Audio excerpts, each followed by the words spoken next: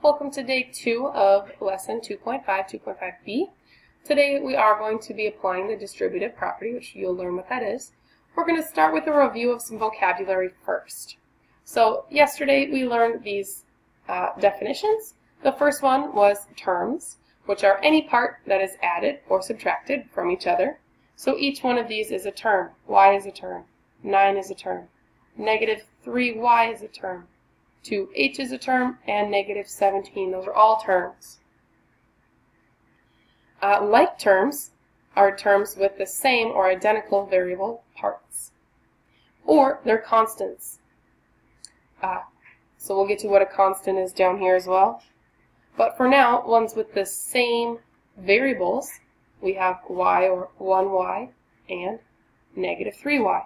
So 1y and negative 3y, those are like terms. This one, there aren't any other h's, but our constant, down here, constant terms are numbers without variables. We could combine those together. So 9 and negative 17 are like terms. So these and these, those are two groups of like terms. A coefficient is the number in front of the variable. So in front of the y we have a 1, that's a coefficient. There's no letter here, so there's no coefficient. In front of the letter, there's a negative 3. In front of this letter, there's a 2. And in front of this, oh, there's no letter there. That's no coefficient on that one. And then last, constant terms are numbers without variables. Our two numbers we have are 9 and negative 17. So let's try another one. Terms. Just list each of them out with the symbol that's in front of it. This is a negative 8, a negative 1x to the third. We can put a 1 there if we want. Positive 5 and positive 11x to the power of 3. Like terms, ones we can combine, we have two terms that have x to the power of 3. They have the same letter, and they both have the same exponent. So negative 1x to the third and 11x to the third, those are like terms, and the two that are just numbers, negative 8 and 5. If it helps and you want to circle them to show, hey, these two are like terms and these two are like terms, you can. Coefficients, the number in front of the variable. No variable here. Here it's an x, we have a negative 1 in front. Here we have an 11 in front. No coefficient with a 5 because there's no letter. Then our constants, numbers without variables. So we have negative 8 is just a number and 5 is just a number. Make sure you take your time on those, and if you have questions, make sure to ask. Let's look at slide 2. This is simplifying. This is a review from 2.5a from yesterday. We're just combining our like terms. Remember, if there's nothing in front of a letter, it's a 1. So we have 2x and 1x gives us a total of 3x. And then our b's, a negative 4b and a negative 7b. Same sign, add and keep. They're all going to be negatives. 7 plus 4 is 11. We have negative 11b. If you put these in alphabetical order first, we'd have negative 11b and then a positive 3b. Either way, it's the same answer. 3x minus 11b or plus a negative, doesn't matter. They mean the same thing. This would be the, oops, this should be an x, not a b. They're really the same thing. There we go. Alright, let's do this one. We have lots of g's here. 8g minus 1g plus 1g. And then minus a negative 2g. Minus a negative, opposite of a negative is a positive. So I'm going to circle each term just so I know whether it's a negative or a positive. I already know there's nothing to combine with the 7, so if you want to just put it down there for now, you can. So let's combine these. 8 minus 1 is 7. Plus 1 more is 8. And then 8 plus 2 more is 10. So we have 10g plus 7. Now is where we're getting into a little bit more new information. Yesterday we found the perimeter. Today we are finding the area of a rectangle. Oops, that was the laundry. It's done. Finding the area. Area of a rectangle, hopefully remember, is base times height, or length times width. It means the same thing, multiplying the two sides. So if I want to find the area of this blue rectangle, just this side, the base is x and the height is 3. So we would just multiply those, base times height. But instead of putting the little dot here, instead of writing 3 times x, we just write that as 3x. And then this side, we have base of 4, height of 3. That could be written as 3 times 4, which is really just 12. So our answer is 3x plus 12 for the area of the entire thing. Let's try the other side. Here our base is x, and our height is 6x. So just looking at this rectangle right now, this side, we have 6x times, this is really a 1x. So if we multiply these, 6 times 1 is 6. X times x, another way to write x times x is x to the power of 2. Just like when we did perfect squares, if we had like 3 times 3, that would be the same as 3 squared. It's 3 2 times. This is x 2 times. So it's really x to the power of 2. And then over here we have 6x times 7. Because it's multiplied, we can multiply our number. 6 times 7 is 42, and it's still multiplied by x. Again, you don't need the dot there, but you can have it. So we have 6x squared and plus this part, which is 42x. We put the plus between there because we have this square plus this square would give us the whole thing. So we're just taking those two answers and adding them up. This is my answer over here. We can't combine these because the x's are not the same. This is x squared. This is just 1x there. Alright, flip over to the back side. We're going to do some distributing. That's what it's called when we take this number on the outside and we multiply it by whatever inside our parentheses. So we're really multiplying this -4 by both pieces. We can also think of this as base times a height, that is this whole piece. So that's why we have this rectangle here.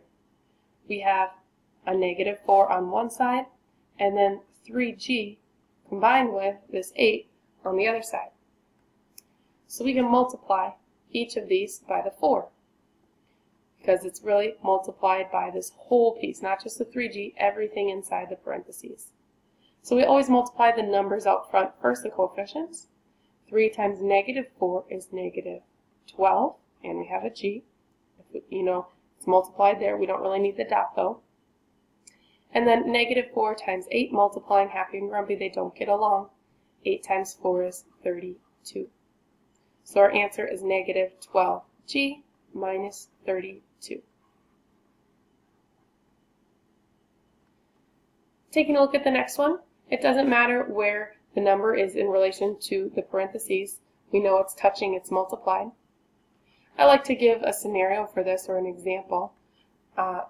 If I look back here at this first one, if I'm the teacher and I'm going to stand in front of the classroom and I'm going to give everybody, if this is me the teacher, I'm going to give everybody inside the class a piece of candy.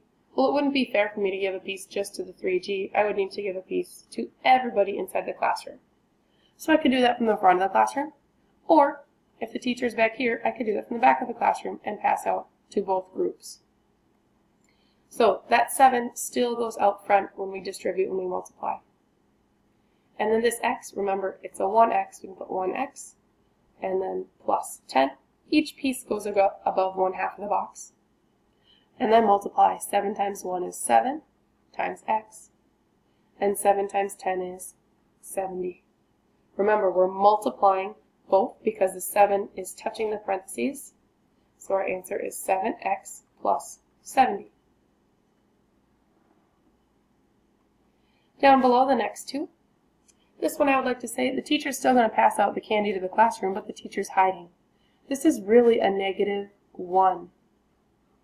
This is really a -1 multiplied by negative 2m and a negative 6. So we know a negative times a negative is a positive 2m, because 2 times 1 is 2, and it's multiplied by m. Same thing here, the opposite of a negative makes a positive. However, if you were to draw that symbol, we would forget about this portion here, the opposite of this negative, right? The opposite of negative 6 is a positive. 6 times 1 is 6. So our answer is 2m plus 6. Get in the habit of rewriting it down here, because tomorrow you will need to. We're going to take it one step further tomorrow. Out front, the teacher is really a negative 5, and we have k minus 12, or k and a negative 12. Negative 5 times k, we know this is really 1k. Negative 5 times 1 is negative 5, and it's multiplied by k. And then a negative times a negative is a positive. 12 times 5, again, if you don't know what 12 times 5 is, do double and half. Half of 12 is 6. Double 5, it's 10. 6 times 10 is 60, or think of a clock, 5 times 12. So our answer, negative 5k plus 60. Notice our answer is only what's on the inside. We're done with these numbers now. Alright, simplify, continuing to do the same thing. Be careful on this next one. Our teacher is now not a number, it's also a letter. We have 1n and negative 5n minus 9, and we're multiplying by both. I know some of you can do this multiplication without drawing the box. However, for right now, I'm going to ask that you do that to show your work. So multiply the numbers first. 1 times negative 5 is negative 5. Then we have n times n. Remember, if we had n plus n, 1n plus 1n would be 2n. But n multiplied by n, we have n 2 times, so n to the power of 2. We wrote it out 2 times and it's multiplied. So that's n squared, or to the power of 2. Then we have 1 times negative 9 is a negative 9, but there's also the n. So this is our answer, negative 5n squared minus 9n. You cannot combine these because this n is n 2 times and this is only n 1 time. Now this one looks a little bit different. However, our teacher is just standing in the back of the classroom. The reason why there's parentheses around the teacher this time is because if I just wrote y plus 7 and times a negative 8, it looks like y plus 7 minus 8. So to show that it's multiplied, they use the parentheses because we know if two parentheses are touching, it means multiply. So negative 8, and then we have y plus 7. This is really 1y, so negative 8 times 1 is negative 8 times y. And then negative times a positive, we know it's going to be a negative. 7 times 8 is 56. So our answer, negative 8y minus 56. Alright. Next, we have negative w, or negative 1w as a teacher out front. And then on the top of our box, we have 2w, not n, 2w plus 7. Negative times a positive is a negative. 2 times 1 is 2. And again, w times w, we have w multiplied 2 times. W times w is w squared. Then negative 1 times 7, negative 7, and multiplied by w. I would like you to try this one on your own. Write it out and solve, and then click play to check to see if you got it right.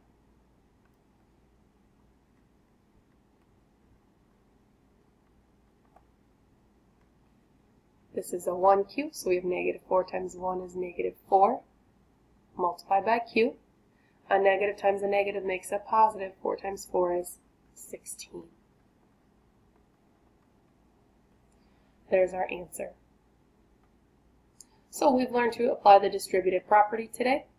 So we do have to work on our homework. If you have questions, please let me know.